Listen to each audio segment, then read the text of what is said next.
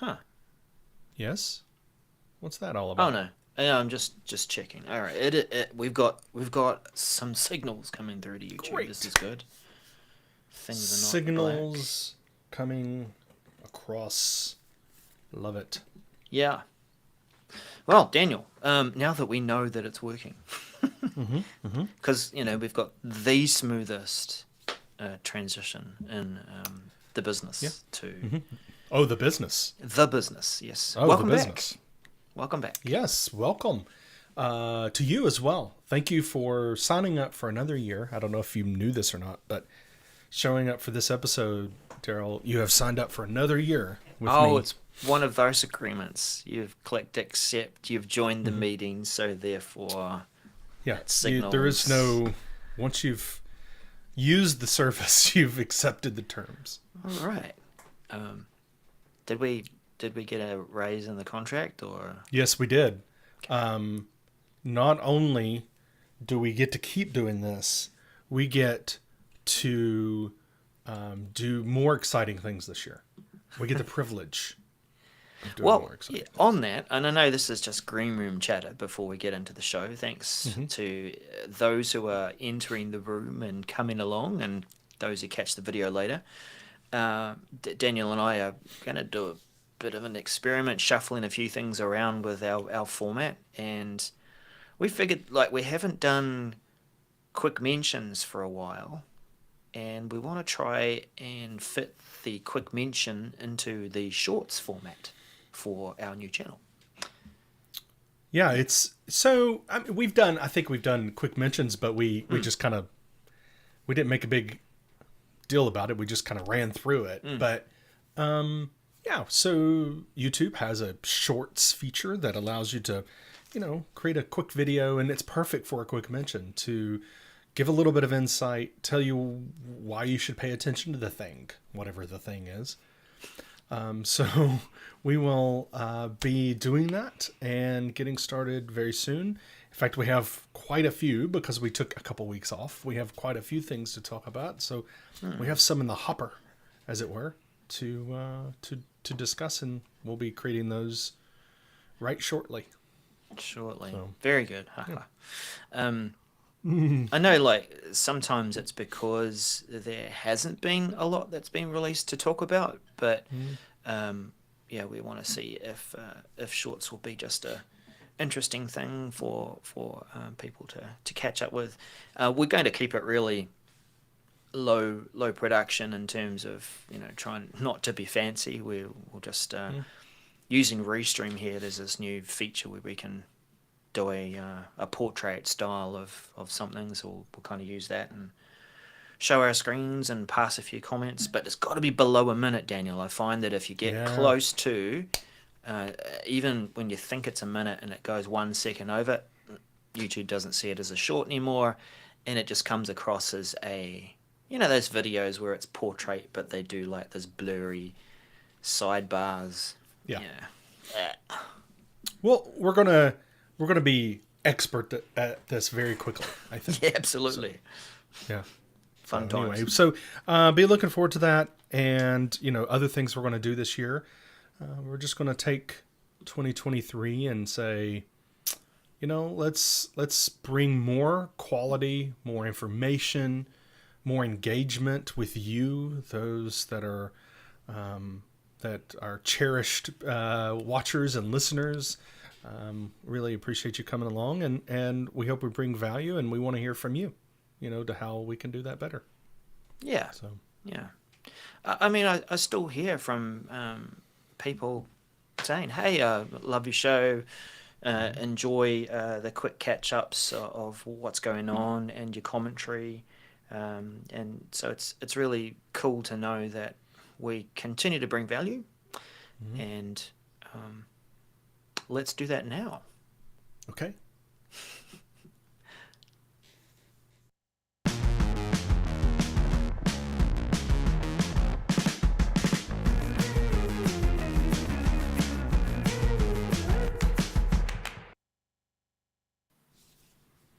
Hello, everyone. Welcome to 2023. I am Daniel, and over there is my co host, Daryl the Man Webster. I just called you the man. I don't know if that's a. You've already forgotten my middle name. I haven't forgotten. I still haven't had that conversation with your parents about why they named you as a service. Yeah. So I think they had plans for me to be a minister, and I was going to go into the clergy and run services, but okay. Well, that's didn't happen. We are here in the ministry of keeping up with change and the Microsoft 365 world with the 365 Message Center show. Thank you everyone for joining. We have several in the chat room already and others that are watching that haven't chimed in yet, and that's okay. We will get right into it pretty soon here, but we want to make sure, let's start off the year right. Okay? Let's start it off the best way possible. And that would be for everyone that is watching and listening right now, no matter if you're live or if you're catching the recording, to go ahead and share this episode. To go ahead and send it out on Insta, on YouTube, in the comments, share it, and do it on LinkedIn and Twitter and everywhere. Just Facebook, just say, hey, I watched this show, and you should too. We'd greatly appreciate it. And you could send them over. I don't know if we've talked about this very much. We mentioned it, but you can go to 365mcs.com, and that is our website. And it's just there's a landing page there that has our audio feeds, and then our latest video will always show up there. So you can send them on over there, and there's links to get the YouTube channel or the audio podcast wherever you get your audio podcast. You like that, Daryl, right? When I say that? Oh, yeah. It makes us feel like a proper podcast. Yes. Oh. We are a proper podcast. I know. That's why I said it. I knew I could dig and get you there. You got quite a nice mug there. Can you hold it up? Oh, yeah. Thank you. I always like those wall. ones which they're kind of, the double wall, and they show off the contents. Well, over the break, so welcome everyone, and we had a little break, go. and hopefully you had a good time over the break. Over the break. I did get myself a nice little machine that spurts out this caffeine-rich, dark stuff that out of beans, and it's delicious. So I had to get a mug to keep that delicious espresso inside. But does it make cheese out of the milk? No, it doesn't. No. And so everyone should, no. I was about to say, No, everyone don't. should go out to Daryl's Twitter account and see the cheese he made with his espresso machine, but don't do it. No. Just don't do it. You finish take another sip while I fill them in. First time in, 7, 8, 10 years or whatever, I've been making espresso coffee with home machines. Of course I use milk that is well within the expiry date, and this certainly was, but the content certainly wasn't. It didn't taste like it was off, but it was certainly turning. It sure did look like it. It was odd. It was like it actually turned into something like cream. It was really strange. It was gross. So now that we've just lost all of our viewers, let's jump into this and quit talking about cottage cheese that Daryl made for his espresso. Yeah.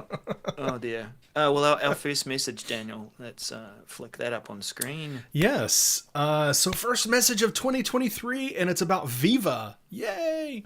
Microsoft Viva.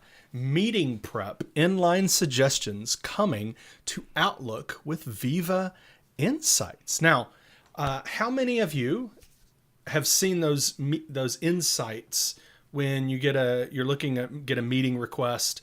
There, you get insights on, maybe you should read this document or read this email. Well, now we're going to get some insights in Outlook to say, not only accept this message, but also book time to study up, to get up to speed on what this meeting's about, so that we can take a look at those related documents and tasks so we can be prepared for the meeting. How many of you go into meetings in the first 10 minutes or so, or maybe longer, is a recap? Hey, remember that email I sent you? Did you take a look at the document? You haven't? Okay, well, let's talk about it then, since you haven't looked at it. Now we got to look at it now. How about we have an environment where we book some time to get some focus time. And it's not really focus time per se, but it's time to focus on the task at hand. So you'll see there in the screenshot, it's talking about you can book, there's different options. You can book 30 minutes one day before to kind of look at it, review it, right before the meeting, one day, I said one day before, or at the end of the week before the meeting. So if you're accepting a meeting on Tuesday for the next Tuesday, then it'll look at toward the end of the week, Thursday, Friday, to book time for you. And so you could select, do you want 15 minutes, half an hour, hour? I absolutely love this because I have myself been in back-to-back meetings. And some people like to think of this as a badge of honor. Oh, I was in, 14 meetings today that happened to me one day. I was in 14 meetings with no break, and yay, I'm awesome. I work hard. But was I prepared for all those meetings? I'll admit it, I wasn't. I didn't have time to switch. Not surprised. Right? Yeah, right? You have to use time in the meeting to switch and to be thinking about what's going on, how do I catch up? So this will be rolling out now-ish, early January, and expect to complete by late January. So just give it a few weeks and you'll have it as well. This is in Outlook, like I mentioned before, with Viva Insights. What do you think, Daryl? Do you think this is something that you would like to use and see other people using as well? Yeah, it is a habit I've got into for myself. I look ahead and I'm planning my day. I can see there's some important meetings coming up. I'd usually try and book in 10 minutes, 15 minutes beforehand, and I'll drop that slot on my calendar. And I think that's the point, the habit that we want people to get into is blocking that time out to reserve that so you can switch, get your mind into the topic of the meeting. What I do like about this is it does work nicely together with, and if I can just bring this one up again, just for those on the podcast, there's some really good screenshots in this message. We're going to see some other messages later which don't have any, but this is a good one, which shows once you've set that time that you want to use before the meeting to prepare, it gives you some other documents that you might want to also read as part of it, related documents, an attachment if it's been put onto the meeting too. And it seems to also call out if there's any overlaps and conflicts with other meetings, if you're intending to use that prep time, which is highly likely. I think, Daniel, it's going to drive people towards a good habit of what we'd all like to see. So 3 things, and I'll finish up on this message. One is I agree with you, better meeting habits so that we can actually have productive meetings rather than just sitting down and talking, right? Let's be actually productive. The second thing is users need to have a Viva Insights subscription to get this. Now, that may be oh man, we don't have that. Well, the third thing is I have so many conversations with people where they're like, Viva Insights, I don't need that. I'm not going to pay for that because I don't need that. I hate those daily emails I get anyway and blah, blah, blah. And I'm like, well, but this is, there's other features of Viva Insights I love, but this is one that I think is like, it's attractive to the mainstream, right? Yeah. A lot of the features I like are manager based. Like I love the manager insights that I get with Viva Insights. This is for everybody, and I think this is amazing. And I hope that this people will consider this for this feature because it can change your culture or help change the culture from what we were talking about before. Definitely. Yeah. Looking forward to seeing that. Me too. So let's stay on Outlook, shall we? Yeah, why not? Daryl. And let's take a look at the organization in Outlook. Yeah. And I took another look at this, Daniel, after our prep yesterday and thought, yeah, it's a good update. There's not a lot in it, but it's a good one. Org Explorer in Outlook, view and navigate the organizational chart, MC492902. Interesting. This is another feature that depends on having Viva. In fact, where is it? The Viva Suite. Right, so this is, and we do have an org chart logo at the moment, I think, on the Outlook experience. Definitely see it when we look at the org on a contact card in Teams. And what is happening, there's just been an improvement in the layout of this. So today, or before the feature was updated, you could go in and see a manager, you can see who are the direct reports and who might be in that tree structure. And each time you want to click in and see a bit more detail at each of the different levels of people, you could click through and see that on the contact card. But this is just a more detailed view.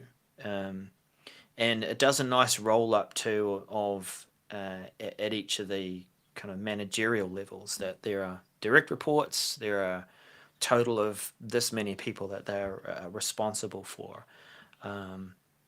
You can go in and see just a larger view of who's part of that piece of the structure at that point, rather than having to click through and just see names and just the detail of the person. But yeah, Daniel, it's another interesting feature to require the Viva Suite. Indeed. Yeah, I don't know if they're going to keep just the standard org chart for those who don't have the Viva Suite, but this nice looking new view is only for those who use the Viva Suite.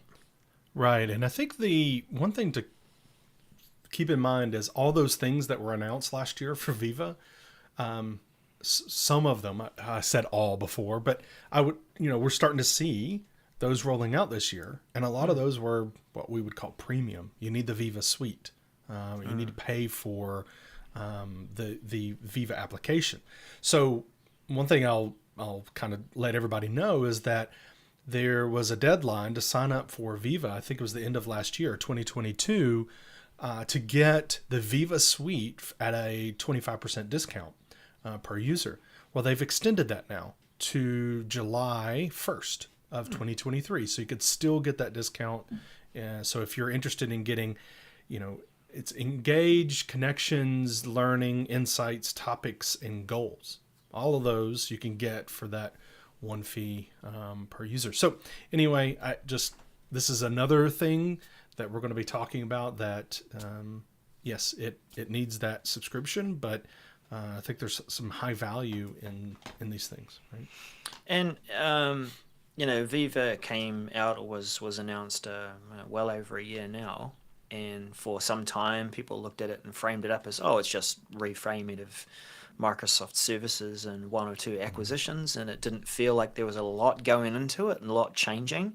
And now we're starting to see that. So we know that Microsoft is focused on improving the employee experience, so we will expect to see more announcements in this space. But yeah, that is for current channel. Begins rolling out late January. Expect to be complete by early March. So that's quite a long period to release the org chart, but it is. Yeah, there you go. Daniel, our headline for today. Give me an answer on this one. Look at you. This is Get Ready for Answers in Microsoft Viva. And we're sticking with the Viva theme here today for just a little bit longer. This is the item that was announced last year concerning Viva Engage and how you can enhance the conversations, the finding of information with this thing called Answers in Microsoft Viva.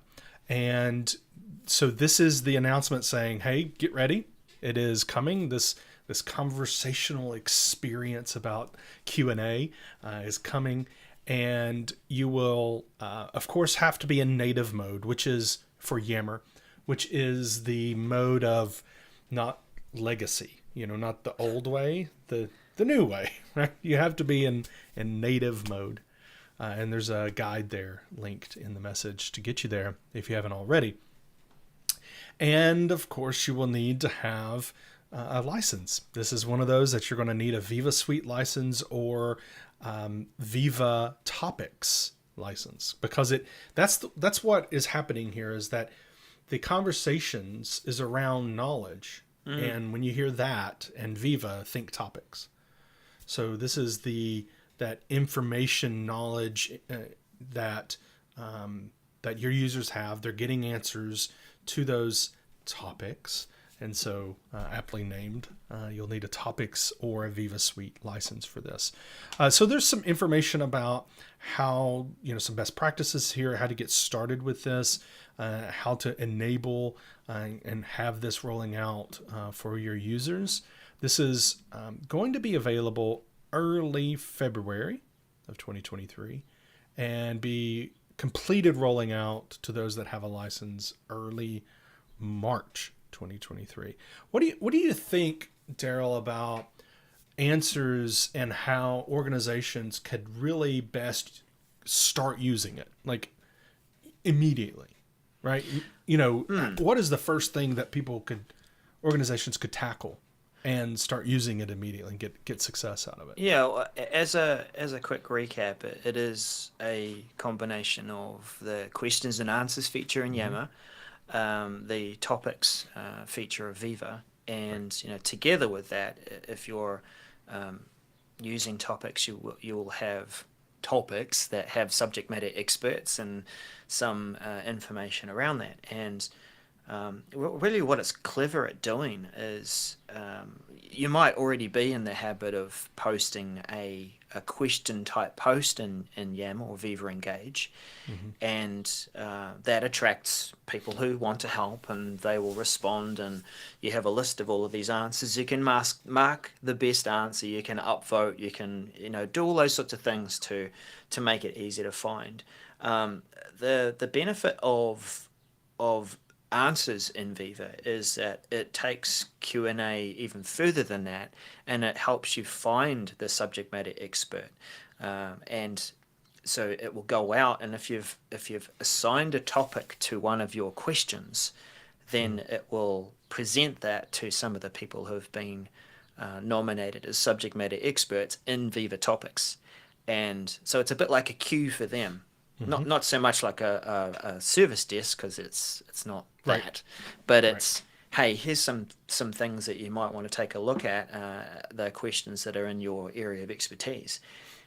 And so, we see on screen, that first landing page of the questions and answers, and that you've got questions for you. So that viewpoint of, okay, I'm a subject matter expert, I could go through and answer some of these, and I can earn badges. So what is that? How do you think organizations could roll this out and get people used to using it? Like what is that first? My thought was having a pre-pitting, making sure you have topics and some experts identified, right? So that when people are asking some of those major things, and then having some sort of gamification of it, of a little bit of saying, go out and ask a question and answer a question, and just get people started to use it, see, how the flow works and how they can get started with it, with a little bit of training, of course. But that's what I was kind of thinking, is that just get people starting using it, rather than just saying, here are the benefits. Actually, get them going, and they'll see the benefits. Yeah, start experiencing it. But you're right. It does mean that you've got to put a bit of effort into making sure that your topics and Viva Topics have some people assigned to them. Yeah. So you have a little care that you need to put in there. So yes. Just wanted to talk about, there's one more thing in here that I wanted to mention, and then we'll move on, is that the service plans that are new, that are rolling out, which is the Viva Engage Communities and Communications Service Plan, the Viva Engage Knowledge Service Plan. So those will be rolling out and having, will give entitled. So if you have like the Viva Engage Knowledge Service Plan, then you get this. You get the answers in Viva experience. So be looking at that. I would suggest, if this is I was part of an organization that wasn't very big. I mean, we just had I think it was kind of like 2,000 people total, and that included frontline people and office people. And we had acronyms, we had topics galore, and this would have been fantastic for that organization. So, it doesn't. You don't have to be a humongous organization to be able to use this and make it a very useful product in your organization. Mm-hmm. So, yeah. Look forward to that. Daryl, I think I'm going to. I'd like to talk to you, and maybe I should, make an appointment. Well, with you. Here's my booking link. Yes. No. Yeah. Very good. Segue through to a new meeting template for Microsoft Teams meetings, the virtual appointment. So this is MC488588. And if you have, well, I mean, most of us just click the create a meeting. We don't usually click the other button and choose live events or webinar. But now this might actually give you a good reason to choose a different type of meeting template. The virtual appointment is a way of simplifying the experience for your guest, your invitee, so that they don't necessarily download Teams on their mobile or on their desktop, but it makes it easier for them to just attend in a web browser, which can do. So this, if I just begin to full screen that. So this is a quick view of what this form looks like for the virtual appointments. You've got under that new meeting button, use the chevron beside it to choose from the different templates.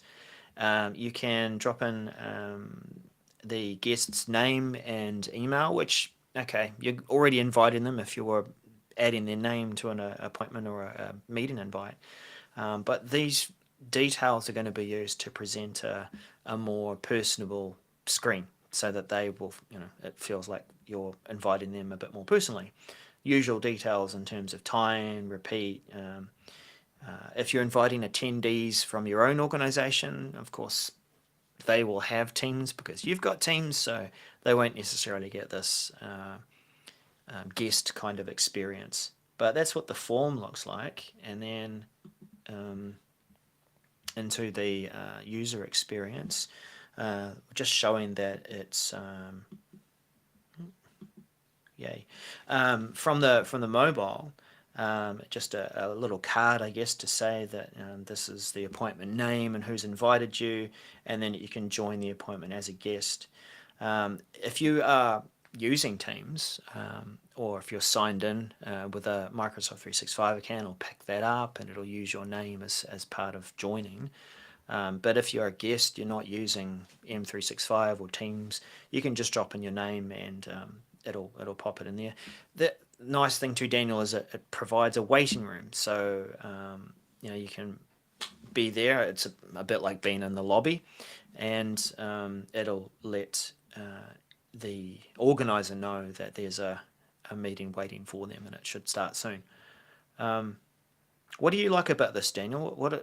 Is this a friendlier way for people to join a meeting? I think so. The trick here is just a little bit of work you have to do beforehand. But anything that we could do to make it easier and slicker, just a better experience to flow, in making and attending that meeting, I think is good. This is a great, I've had a client that was using Teams for meetings like a long time ago, before I think a lot of organizations were doing this. As soon as it rolled out, they were like, oh, we need this. It was a healthcare organization that had clinics, and they wanted people to be able to have conversations with doctors, and they were using Teams a long time ago. So there's a lot of organizations doing this, and make it easier. right? Make it as simple but intuitive for the user to be able to, join, have a good wait experience, and then get on with it. So I like it. Yeah. Yeah. What else can I say about it? I mean, that's really it. It is a new template. It's a way of inviting people and making it easier for guests, queuing that appointment up for you, and taking it from there. Oh, fun. Mm-hmm. I might have to restart Chrome. But that I can't even scroll to say. Can you just fill in that, Daniel, in terms of when it's due out, and I'll just restart this thing. Oh, you are going to restart. Restart Chrome. Oh, I was like, wait a minute. Where are you going? I don't want you to leave me. No.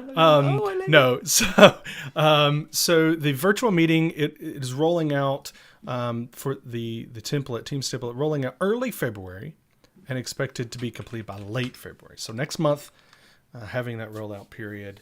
So I'd like to see how people use it and see some experience in real world experience, like scenarios. I'd love to see that. So. Yeah, I'm not sure if it's I mean it's perfect for that one-on-one kind of meeting, but I'm not sure how well it would work for group virtual appointments. I mean, I guess it's just another person, and you can add additional people. But you saw on that form that if you're going to put someone's first name, last name, or rather first their name and their email address, it's not something that you can load in 50 people. That's a meeting. That's no longer an appointment, is it? Right. Exactly. Well, our next message, Daniel, is something that you think you'd find quite useful. Tell us about it. Here we go. Microsoft Teams video filters in Teams meetings. So we've had many enhancements to the video experience, to the meeting experience of engaging with each other, right? When we're in a meeting, you can now even have an avatar, so you don't even have to be there. You can just have a cartoon stand in for you. But this is something that, I do think could be interesting. It is providing it's really a layover, they call it a video filter. But it's an image that's going to lay on top of, it's a layer on top of your video. So I find that some of the options that's showing here in the screenshots are kind of simple. There's a moon one, it looks like, and some colors and stuff. But I'd like to see where this goes. How can we utilize this in a way that brings. We've got a lot of people. I know I just stopped mid-sentence, but we've got a lot of people using backgrounds to promote their company. Right? You're in your meeting, and your background has all the words of your company, and here we go, we're awesome. What if instead you had one of these filters, with in the corner it has your logo, right? Instead, I'm not saying that's going to be here. In fact, they don't even. There's no, hey, you can edit these. We don't know that at all right now. But could that be coming? I don't know. But it would be really cool if they could. So this is, you'll see in the screenshots, you can go in and where you can say, it's going to be in the same section where you select your backgrounds, whether you want to blur or have a background. You're going to have filters right below that to say, I want to have this filter, and it'll show it on top of your video on the bottom. So I like this because of the potential, right, where it could go. Public preview is late January, so in a couple of weeks-ish. And standard release and GCC, which is the government cloud, rolling out early February all the way through late April. So I don't know, Daryl, that you're as excited as I am. I don't think you are about this. Again, it's not this. It's kind of cool, but it's the potential of what we could do. Yeah. I mean, what are your thoughts on this? Well, I mean, taking a closer look to like one of these screenshots, we see that there's layers that go over the top, so that's nice. And you could use, if we're allowed to at some point, upload your logo as you say, or some kind of nice lower third or something. But another screenshot shows, and I don't know if you can see this, but it actually has, much like a true filter, changed the color, almost the color science behind it. It's recolored it. It had like this little cloud thing. So it is about just changing the looks. What I do like about it, as opposed to backgrounds cut you out and sometimes do a poor job based on the lighting that you have or the quality of your camera and your machine.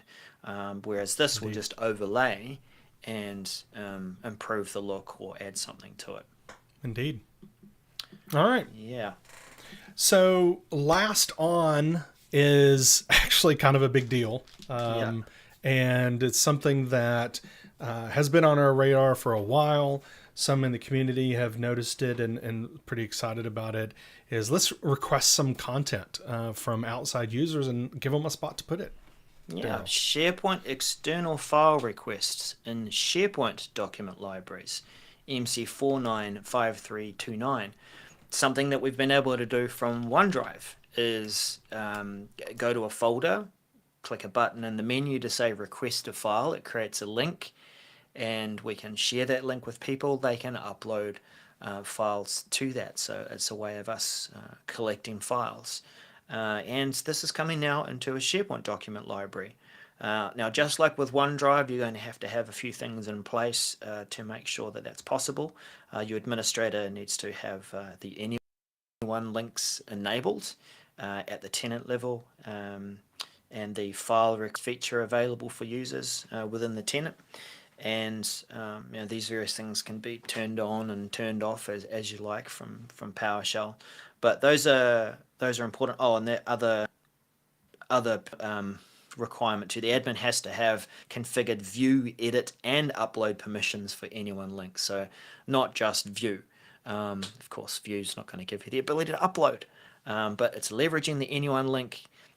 It'll now be available in SharePoint folders. I dare say, putting a SharePoint hat on, that some of these permissions are site level. We have taken that level of precaution on some of our sites to say, yeah, that one's allowed to be used with guests. This one isn't, based on security reasons and purposes.